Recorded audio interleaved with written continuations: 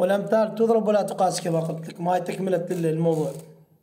إخوان، كان محاضرة المدرب الأرجنتين كالآتي، دائما يحاضر يقول لاعبين المنتخب الأرجنتين: مارادونا في منتصف الملعب، الكل عندما يمسك الكرة يضعها في قدم مارادونا، واترك الباقي على مارادونا، ما بعد ما لكم شغل. لاعبي خط الدفاع، لاعبي خط الوسط، ابحثوا عن مارادونا، ضعوا الكرة في قدم مارادونا وهو سيصنع المعجزات. بنفس الوقت يقول له مارادونا: ما اريد منك تدافع.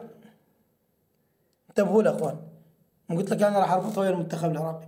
ما اريد منك تدافع، ما اريد منك تقطع كرة القدم، ما اريد منك تجري هواي بالعودة للملعب، فقط اريد منك تستلم كرة وتروح على مرمى الفريق الخصم، تستلم كرة وتناول تصنع هدف فقط. هنا اخوان عندنا موهبة ما اقول تشبه هاي مارادونا، والمفروض احنا نسوي وياه مثل ما سوى هذا المدرب الارجنتيني. اعتقد كارلوس بيلاردو مدرب الارجنتين، على ما اعتقد، ما متاكد 100%. هكذا كانت معادلة. احنا عندنا لاعب هاي المواصفات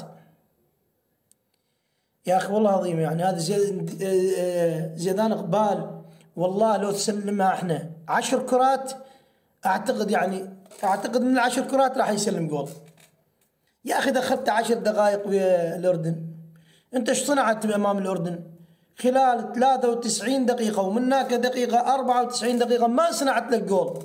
ما عندك لاعب ودى الكرة الى الامام وصنع جول. ب10 دقائق صنع لك هدف. هو استلم 3 كرات ترى.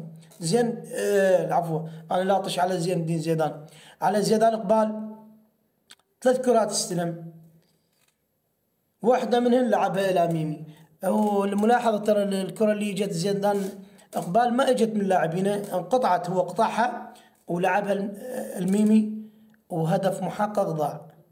يا اخي يا كاساس، يا انتم اللي ويا المنتخب، يا يونس محمود، يا رجال البطل، هاي تقطعونها انتم يمكم، مثل ما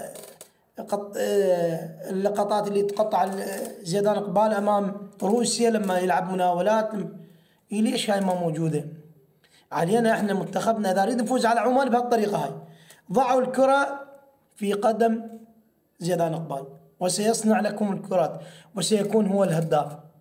هداف بمعنى يصنع الكرة. زيدان اقبال لاعب مهاري يعرف. احنا امام الاردن جبنا امير العماري ما قصروا، سعد عبد الامير وامجد عطوان ما قصروا ان شاء الله، وكل احنا داعمينهم.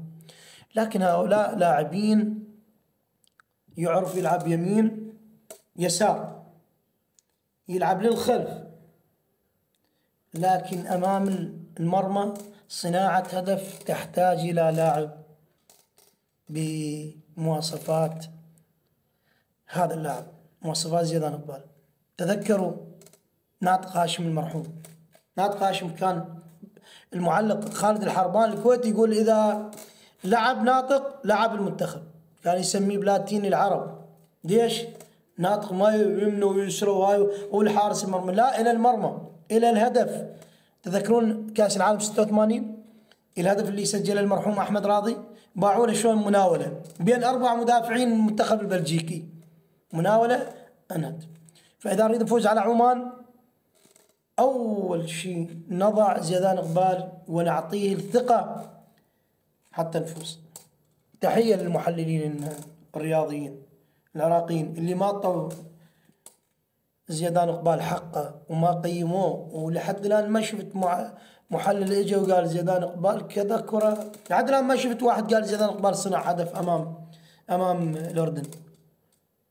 تحياتي. بابا جبار.